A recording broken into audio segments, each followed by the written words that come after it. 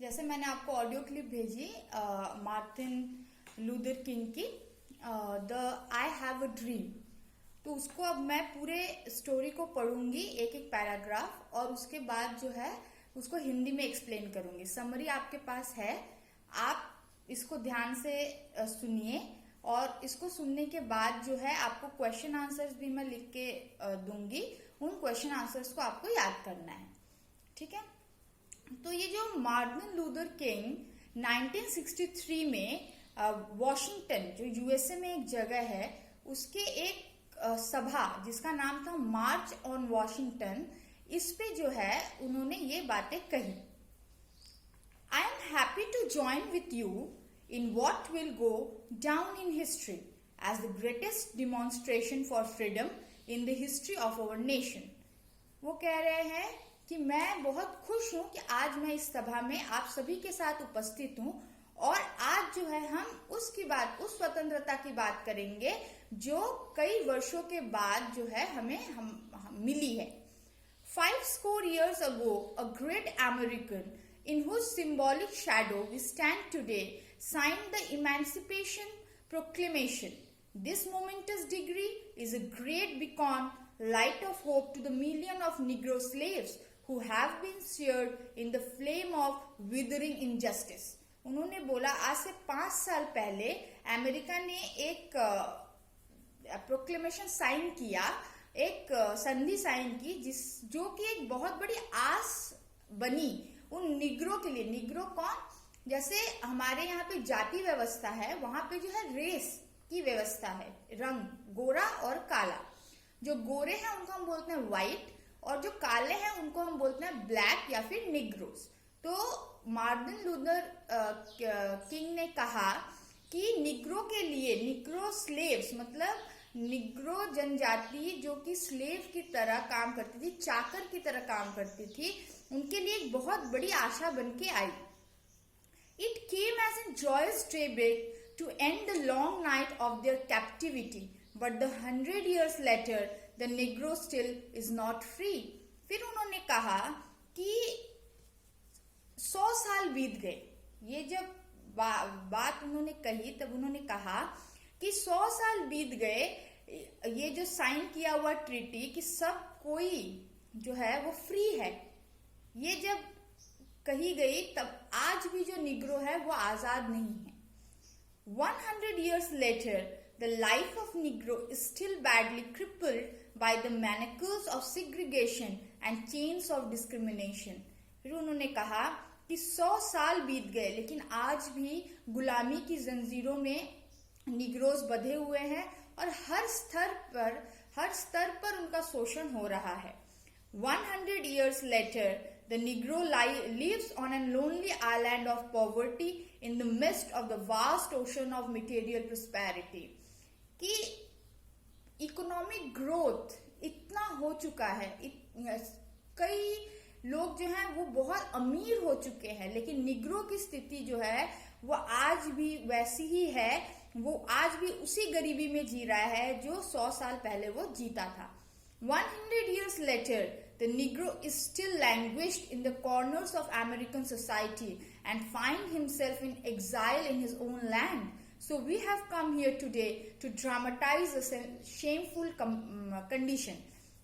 तो उन्होंने कहा कि निग्रो आज अमेरिकन समाज में एक छोटे सा कोने में पड़ा हुआ है, जैसे मानो उसको खुद के देश में ही वनवास मिल गया हो और आज इस शर्मनाक कंडीशन के लिए आज हम यहाँ पे मिले हैं। In a sense, we have come to our nation's capital to cash a check। When the architects of our republic wrote the magnificent words of the Constitution and Declaration of Independence, they were signing a promissory note to which every American was to fall higher। तो इसमें वो बता रहे हैं कि हम उस Republic country के नीचे खड़े हैं जिन्होंने जब अपना कॉन्स्टिट्यूशन लिखा, संविधान लिखा, तो ये कहा, ये प्रॉमिस किया कि हर एक अमेरिकन जो है वह पूर्ण रूप से स्वतंत्र है और सब बराबर हैं।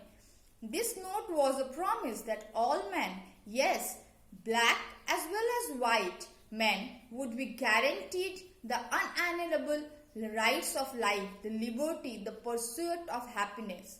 उन्होंने कहा ये वो वादा था जहां पे काले गोरे का कोई भेद नहीं होगा.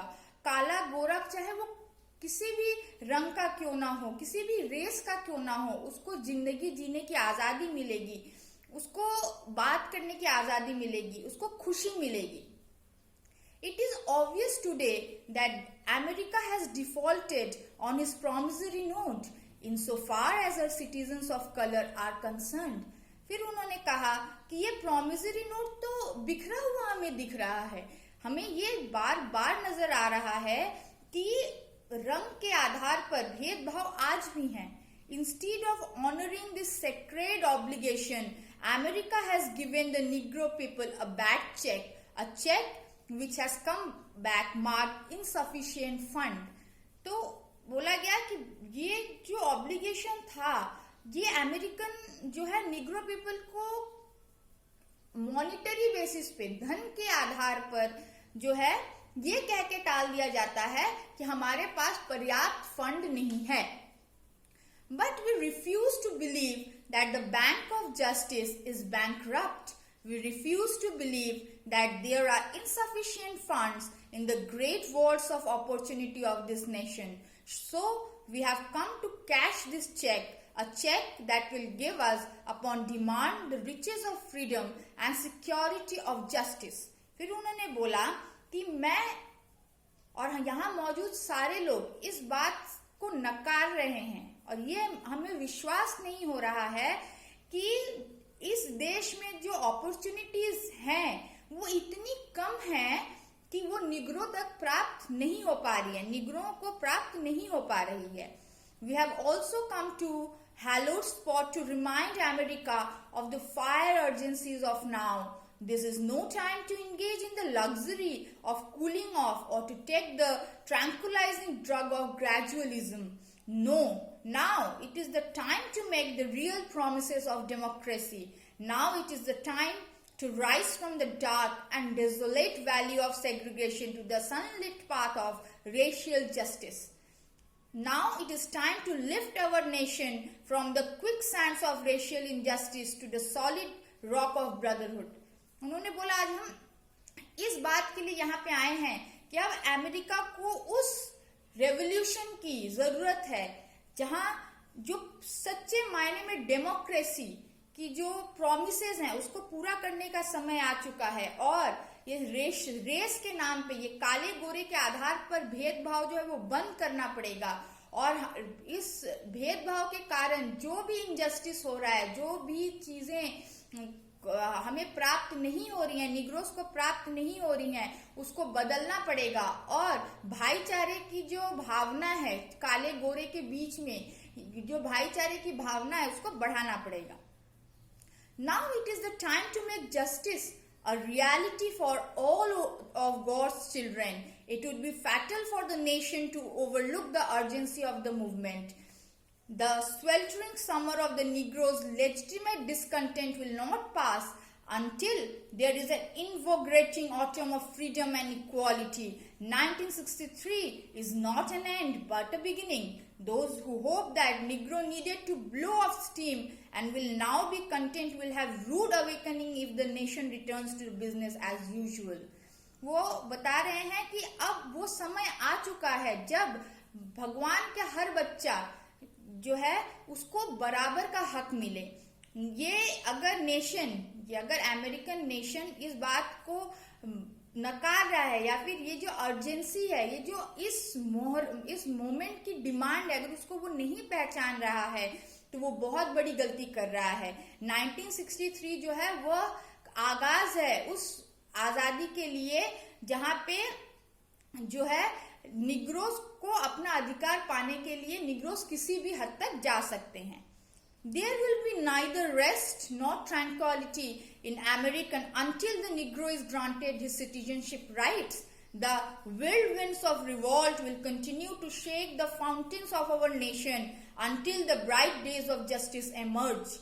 फिर वो बता रहे हैं कि तब तक अमेरिकन नेशन को हम शांति से नहीं रहने देंगे या फिर हम वो स्थिरता तब तक नहीं लाने देंगे जब तक कि हमें नागरिकता के हर अधिकार नहीं मिल जाए। हम निग्रो तब तक जो है रिवॉल्ट करेंगे जब तक कि वो ब्राइट डेज में नहीं हो जाए, जब तक कि वो सुनहरा दिन ना आ जाए, जस्टिस का वह सुनहरा दिन ना आ जाए जहां पे सब कोई समान हो। And that is something that I must say to my people who stand on the own threshold which leads to the palace of justice. In the process of gaining our rightful place, we must not be guilty of wrongful deed. Let us not seek to satisfy our thirst for freedom by drinking from the cup of bitterness and hatred. फिर वो जो जनता सभा में उपस्थित थे उनको कहते हैं कि हमें आजादी ऐसे नहीं चाहिए, कोई गलत काम करके नहीं चाहिए, हमें आजादी, हमारी जो आजादी की प्यास है वो हम किसी भी कड़वेपन से या फिर नफरत से नहीं बुझाएंगे, बल्कि सही तरीके से उन आजादी को पाएंगे। We must forever conduct our struggle on the high plane of dignity and discipline. We must not allow our creative protest to degenerate into physical violence. उन्होंने कहा हम लड़ेंगे, हम जरूर लड़ेंगे, अपने आत्मसम्मान के लिए लड़ेंगे, लेकिन उसमें किसी भी प्रकार की हिंसा नहीं होगी। Again and again, we must rise to the majestic heights of meeting physical force will soul force. उन्होंने कहा आत्मा से हम लड़ेंगे, आत्मा के अंदर हम इतनी एकता लाएंगे कि उससे हम लड़ेंगे, लेकिन हम किसी भी तरीके से किसी को आघात नहीं पहुंचाएंगे। The marvelous new militancy which has engulfed the Negro community must not lead us to distrust all white people, for many of our white brothers are evidenced by their presence here today, have come to realize that their destiny is tied up with our destiny. फिर वो कहते हैं कि हमें कोई शत्रुता गोरे लोगों से नहीं है, क्योंकि जैसे हम देख पा रहे हैं कि कई गोरे भाई जो हैं हमारे इस सभा में उपस्थित हैं, वो भी चाहते हैं कि हमें आजादी मिले। तो अगर हम हर गोरे लोगों के ऊपर विश्वास नहीं करेंगे तो ये हमारी गलती है। हमें गोरे लोगों से कोई भी बैर नहीं, हमें सिर्फ और सिर्फ हमारा हक और हमारी आजादी चाहिए। They have come to realize that their freedom is inextricably bound to our freedom. We cannot walk alone. As we walk, we must make the pledge that we shall march ahead. We cannot turn back. There are those who are asking the devotees of civil right, when will you be satisfied? We can never be satisfied as long as a Negro is the victim of the unspeakable horrors of the police brutality. फिर वो कहते हैं कि अकेला हम नहीं चल सकते, हम किसी से बैर करके नहीं चल सकते, हम किसी के विरोध करके नहीं चल सकते, हमें साथ चलना पड़ेगा और हमारे जो मानवीय अधिकार हैं उनको पाना पड़ेगा। हम कब सेटिस्फाइड होंगे, हम कब तृप्त होंगे, जब कि ये जो पुलिस हमारे ऊपर अत्याचार कर रही है, जो सरकार हमारे ऊपर अत्याचार कर रही है, उससे हमें निजात मिलेगा। We can never be satisfied as long as our bodies, heavy with the fatigue of travel, cannot gain lodging in the motels of the highway and hotels of the city. हम तब तक नहीं थकेंगे, हम तब तक नहीं हारेंगे जब तक हमें कहीं भी ट्रैवल करने का, कहीं भी रहने का, कैसे भी जगह जाने का आजादी नहीं मिल जाती है। We cannot be satisfied as long as Negro's basic mobility is from the smaller ghetto to the larger one. We can never be satisfied as long as our children are stripped of their adulthood and robbed of their dignity by sign stating for whites only. वो बोलते हैं कि हम तब तक तृप्त नहीं होंगे जब तक कि हमें जिस तरह दरकिनार कर दिया गया है उससे हम हट के मेन सोसाइटी में आजादी से ना जी लें। हम तब तक नहीं चुप रहेंगे, हम तब तक तृप्त नहीं होंगे जब तक कि ये जो जगह जगह बोर्ड्स लगे हुए हैं सिर्फ गोरों के लिए, ये जब तक नहीं हट जाता, जब तक कि हम हर जगह अपनी इच्छा से जा सकें और गोरे और काले इनके लिए अलग कोई भेदभाव नहीं हो। ये जो जगह जगह बोर्ड्स लगे हुए हैं वो जब तक हट नहीं जाते तब तक हम तृप्त नहीं होंगे। We cannot be satisfied as long as Negro in Mississippi can vote and the Negro in New York believes he has nothing for which to vote, जब तक हमें वोट करने का अधिकार नहीं मिल जाता, हम तब तक चुप नहीं रहेंगे. No, we are not satisfied and will not be satisfied until justice roll down like water and righteousness like a mighty stream. हम तब तक सेटिस्फाई नहीं होंगे जब तक एक पवित्र जल की तरह ये जो हमारे अधिकार हैं वो हर गली हर जगह जो बह नहीं जाते, समान अधिकार जब तक हमें मिल नहीं जाता. I am not unmindful that some of you have come here out of the great trials and tribulation. Some of you have come fresh from narrow jail cells. Some of you have come from areas where your quest for freedom left you battered by the storms of persecution and straggled by the winds of police brutality. You have been veterans of creative suffering. वो बोल रहे हैं मैं गलत नहीं हूँ, मुझे पता है कि आज इस सभा में जो लोग उपस्थित हैं उनके ऊपर कई तरीके के पुलिस क्या अत्याचार हुआ है, उन्हें जेल जाना पड़ा है, और ये जो सफरिंग है, ये जो आपके ऊपर ये दुख दिए जा रहे हैं, ये मुझे बहुत अच्छी तरीके से पता है. Continue to the work with the faith that unearned suffering is redemptive. Go back to Mississippi, go back to Alabama, go back to South Carolina, go back to Georgia, go back to Louisiana, go back to the slums and ghettos of our northern cities, knowing that somehow this situation can and will change. Let us not wallow in the valley of despair. बोले हम तब तक काम करते रहेंगे और तब तक हम अपनी हिम्मत नहीं हारेंगे, तब तक हम सहते रहेंगे, वो जब तक कि हम अपने जो हमारा घेटो है, घेटो मतलब जो जगह हमारे लिए बनाई गई है, आपकी कम्युनिटी, ऐसा अगर कह दिया गया, जैसे हम बोलते हैं ना मुस्लिम एरिया, ऐसा जरूरी नहीं है कि सारे मुस्लिम वहीं पे रहें, ठीक है. उसी तरह जब ये रेशियल डिस्क्रिमिनेशन होता था तो अमेरिका में कुछ जगह ऐसी थी जैसे Mississippi, Alabama, South Carolina, Georgia, Louisiana, ये ऐसी जगह थी जहां बोला जाता था कि आप तो वहीं रहो, आपको मेन सिटी में आपका प्रवेश निषेध है, आप उसी जगह पे सीमित रहो, जब तक कि ये खत्म नहीं हो जाता तब तक हम चुप नहीं बैठेंगे. I say to you today, my friends, even though we face the difficulties of today and tomorrow, I still have a dream. It is a dream deeply rooted in American dream. I have a dream that one day this nation will rise up, live out the true meaning of its creed. We hold this truth of self-evident and all men are created equal. सारे मुसीबतों को झेलने के बाद जो आज हम झेल रहे हैं, जो इस कल हम झेलेंगे, उसके बाद भी मेरा एक सपना है, मेरा एक स्वप्न है कि मैं वो अमेरिका देखूं जहां पे हर इंसान जो है वो समान है, जहां पे काले गोरे का भेद नहीं हो. I have a dream that one day on the red hills of Georgia, sons of former slaves and sons of former slave owners will be able to sit down together at the table of brotherhood. I have a dream that one day even the state of Mississippi, a state sweltering with the heat of injustice, sweltering with the heat of oppression, will be transformed into the oasis of freedom and justice. वो बोलते हैं कि मेरा एक सपना है कि जो स्लेव हैं, ठीक है, जो गुलाम हैं और जिनकी वो गुलामी करते हैं, वो साथ बैठ के एक टेबल पे खाएं, वो भाईचारा हो उनके अंदर.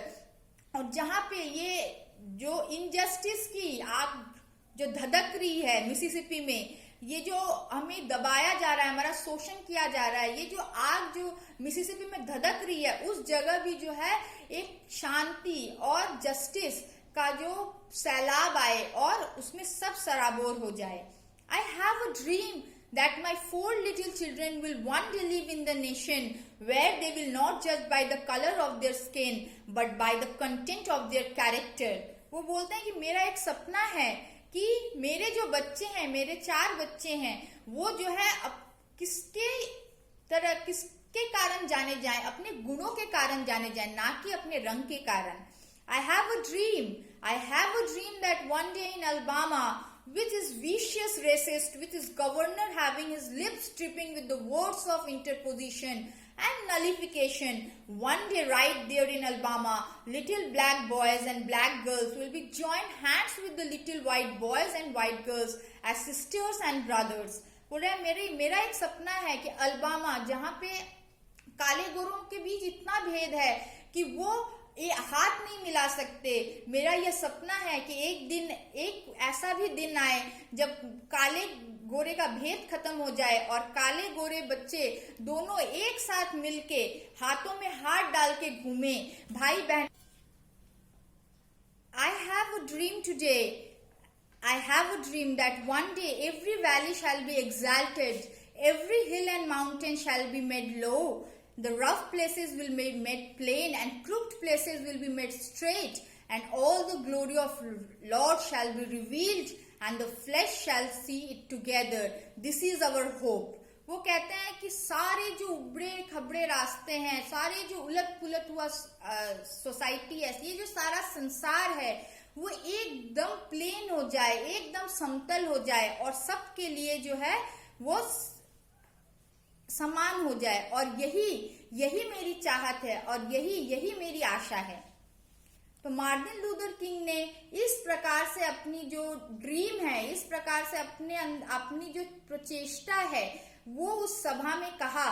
और ये मार्टिन लूथर किंग उस समय जो थे एक राजनेता थे, एक ग्रुप के लीडर थे, जिनके आशा पे जो है हजारों निग्रो जो हैं उनके आशा पे टिके रहते थे कि मार्टिन लूथर किंग एक दिन कुछ ऐसा करेंगे, एक ऐसा संग्राम आएगा, एक ऐसा संगठित जो पावर है वो हमारे पास आएगा जब मार्टिन लूथर किंग निग्रोस की आजादी को लाएंगे और निग्रोस जो है खुले आसमान के नीचे सारे व्यवस्थाओं में सारे भेदभाव को भुलाकर और उन्हें अपना लिया जाएगा. मार्टिन लूथर किंग का ये स्पीच जो है जब ये दिया गया तो उनको कहा गया द गांधी ऑफ अमेरिका, क्योंकि उनका भी जो मेन पॉइंट था वो क्या था, अहिंसा, और गांधी का भी पोजीशन क्या था, अहिंसा. तो इस तरीके से मार्टिन लूथर किंग ने अपने भावनाओं को जो है इस प्रकार से व्यक्त किया और ये बताया कि वो क्या चाहते हैं. वो चाहते हैं एक आजाद अमेरिका जहां किसी भी प्रकार का भेदभाव नहीं हो, जहां निग्रोस को उनका हक मिले, जहां पे उनको कभी भी किसी ऐसी चीज का सामना ना करना पड़े, ऐसे किसी भेदभाव का सामना ना करना पड़े जो सिर्फ और सिर्फ वो काले हैं इस कारण हो. तो Martin Luther king I have a dream, ये कहानी थी, ये एक स्पीच था जो मैंने आप लोगों के साथ साझा किया. इसके क्वेश्चन आंसर जो है आपको पीडीएफ फॉर्मेट में मिल जाएंगे, उसको आप पढ़िएगा. और सबसे अच्छा तरीका ये है कि आप इसको सुनिए और उसको अपनी भाषा में लिखिए.